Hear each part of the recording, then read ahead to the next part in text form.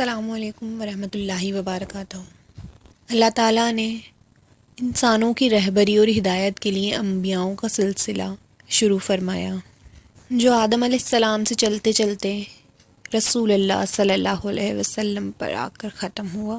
اللہ تعالیٰ نے آپ رسول اللہ صلی اللہ علیہ وسلم کو آخری نبی بنا کر بھیجا۔ ربیع الاول میں آپ صلی اللہ علیہ وسلم کی آمد ہوئی۔ دنیا کے اکثر علماء 12 ربیع الاول کو آپ کا آمد کا دن قرار دیتے ہیں، اور باقی علماء 8، 9 اور 10 ربیع الاول کو بھی آپ کی آمد کا دن قرار دیتے ہیں، لیکن جو زیادہ تر علماء جس بات کو کہتے ہیں وہ 12 ربیع الاول کہتے ہیں۔ مطلب 12 ربیع الاول کا اکثر علماء کا اتفاق ہے۔ پیر کے دن صبح کے 4:20 پر آپ رسول اللہ صلی اللہ علیہ وسلم کی آمد ہوئی۔ 22 اپریل 571 عیسوی پیر کے دن صبح 4:20 پر آپ صلی اللہ علیہ وسلم کی آمد ہوئی۔ قبیلہ قریش کے سب سے اعلیٰ خاندان ہاشم میں آپ صلی اللہ علیہ وسلم آئے۔ آپ کی پیدائش کے وقت شفا بنت اسود یہ بطور ایک لیڈی ڈاکٹر کے حضرت آمنہ کے ساتھ تھیں۔ جب آپ رسول اللہ صلی اللہ علیہ وسلم پیدا ہوئے تو سارا کمرہ خوشبو سے بھر گیا، اور جو شفا بنت اسود رضی اللہ تعالیٰ عنہ یہ بعد میں ایمان لائیں، جو لیڈی ڈاکٹر تھیں، وہ حیران ہو کر دیکھ رہی تھی کہ جب آپ دنیا میں تشریف لائے تو آپ کے جسم پر کسی بھی قسم کا کوئی نشان نہیں تھا، لیکن عام طور پر جب بچے پیدا ہوتے ہیں تو ان کے جسم پر بہت زیادہ گندگی اور ماں کے پیٹ کی چیزیں لگی ہوئی ہوتی ہیں، لیکن جب آپ پیدا ہوئے تو آپ بالکل صاف ستھرے دھلے ہوئے تشریف لائے۔ آپ کی ناف بھی کٹی ہوئی تھی اور آپ کا ختنہ بھی ماں کے پیٹ سے ہی ہوا تھا۔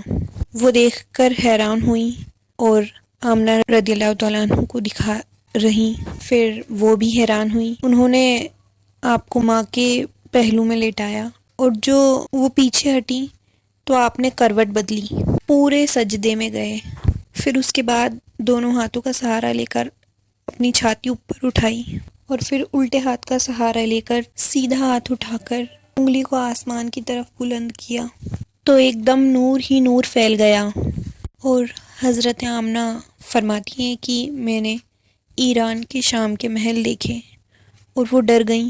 انہوں نے بچے کو اٹھا کر گود میں لیا تو سارے کمرے میں دھند بھر گئی اور گود میں لیا ہوا بچہ بھی نظر نہیں آ رہا تھا۔ پھر دھند میں سے ایک آواز آئی، اس بچے کو مشرق مغرب سب جگہ پھرا دو تاکہ کل کائنات جان لے ان کی ذات کو، ان کے نام کو، ان کی صفات کو، اور یہ بھی جان لے کہ یہی ہیں جن کے پیچھے چل کر منزل ملے گی۔ ان کے ہاتھوں میں ہاتھ دیں گے تو اللہ تک پہنچیں گے، ورنہ بھٹک جائیں گے، دنیا بھی برباد اور آخرت بھی برباد۔ انہیں آدم کے اخلاق دو اور شیز کی معرفت دو، ابراہیم کی دوستی دو، اسماعیل کی قربانی دو اور لوط کی حکمت دو، اسحاق کی رضا دو اور یعقوب کی بشارت دو، یوسف کا خوبصورت حسن جمال دو، موسیٰ کا جلال دو، یونس کی طاقت دو، ایوب کا دل دو اور یحییٰ کی پاک دامنی دو۔ تمام نبیوں کے اخلاق اس بچے کو عطا کیے جائیں، ان اخلاق میں اس بچے کو غوطہ دیا جائے۔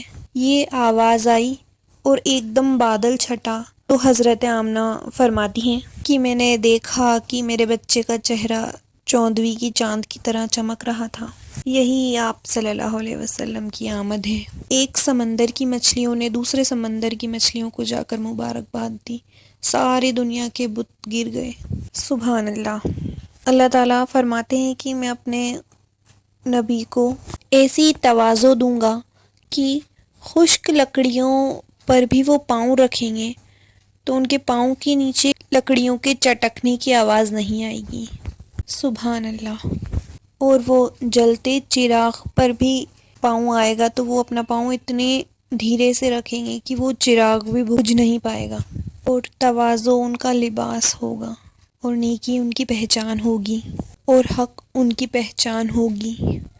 وہ حق کا بول بولیں گے، عدل ان کی سیرت ہوگی، ہدایت کے وہ امام ہوں گے، معاف کرنا اور درگزر کرنا ان کے اخلاق ہوں گے، سچائی وفاداری آپ کا مزاج ہوگی، ان کی ملت اور دین کا نام اسلام ہوگا، ان کا نام احمد ہوگا، اور ان کی برکت سے بے شمار جہنمیوں کو جہنم سے نکال کر جنت میں پہنچاؤں گا، اور ان کی برکت سے ٹوٹے دلوں کو جوڑوں گا، مختلف قبائل کو جوڑوں گا، مختلف مجاز کے لوگوں کو ایک امت بناؤں گا ان کی برکت سے۔